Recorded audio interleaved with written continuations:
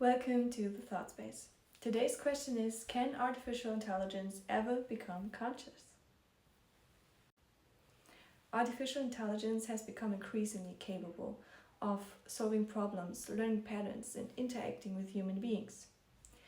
The question here would not be, can AI think like humans? The deeper philosophical question here would be, can AI really reach consciousness, or does it only simulate intelligence? This also raises further questions. What is consciousness? Is intelligence enough for consciousness, and is a machine capable of having subjective experiences? Firstly, it's really important to know that artificial intelligence is not only a technological field, but also a philosophical one. So, philosophers debate if a machine can possess consciousness, understanding, free will, intentions, emotions, and genuine thought. The debate really concerns the nature of the mind here, not only the technological field. In order to really get to know a bit more about the philosophical view on artificial intelligence, it's important to differentiate between weak AI and strong AI. Weak AI is designed to perform specific tasks. For example, chatbots, image recognition, or just translation work.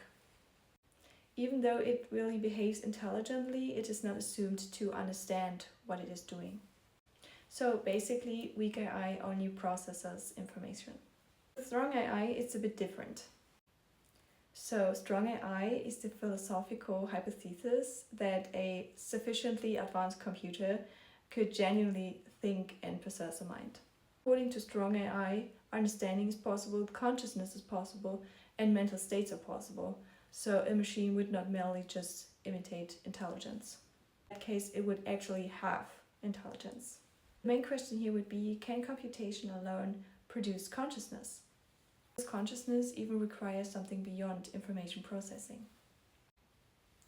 A very interesting experiment here would be the Turing Test from Alan Turing. So Alan Turing provided a way to really evaluate machine intelligence. In that test, there's a chat room and there's one human chatting with one AI and another human being. So if the human being cannot distinguish the AI and the human from one another, then the AI is behaving intelligently. A really important point would be to say now that the Turing test does only test intelligence and does not really rely on experiences, consciousness, understanding, or just subjective experiences. So even though the human being may not be able to really differentiate between the human and the artificial intelligence, the machine is not really experiencing what it would say it is. It's just imitating intelligence. Even though the test really focuses on observable behavior, it's often criticized that the machine is often just imitating experiences, and it does not really lead us to the answer if a machine really has a consciousness or not. One of the strongest arguments against AI is the Chinese room argument from Searle. Imagine a person is locked into a room. The person receives Chinese symbols. They also process a rulebook which shows them how to arrange the symbols in order to really understand it.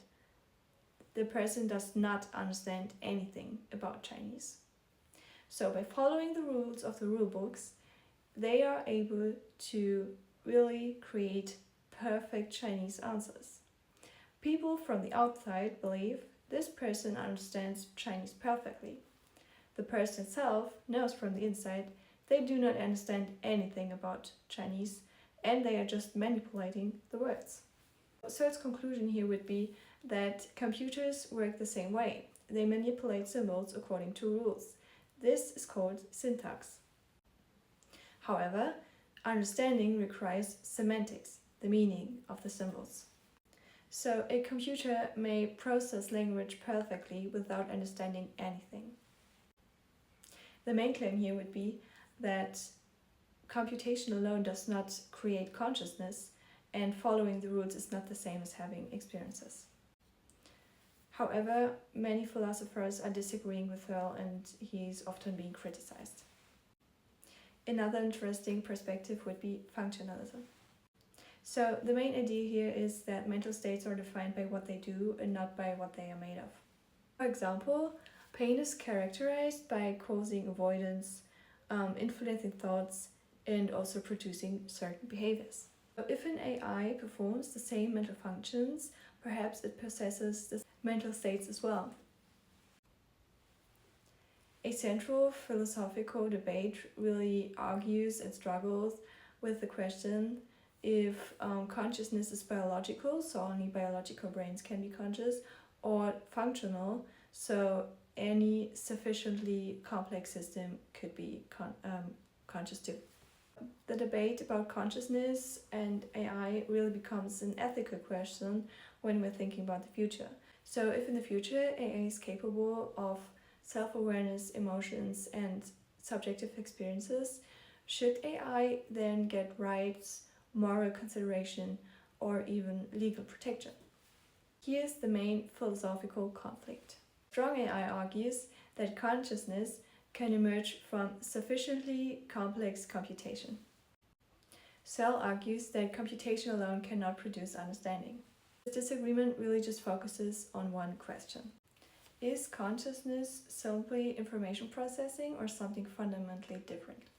Now coming to my perspective, my opinion, and my short conclusion, I would say that maybe artificial intelligence is really capable of creating or imitating intelligence of a human, imitating emotions, the human experience, all in all.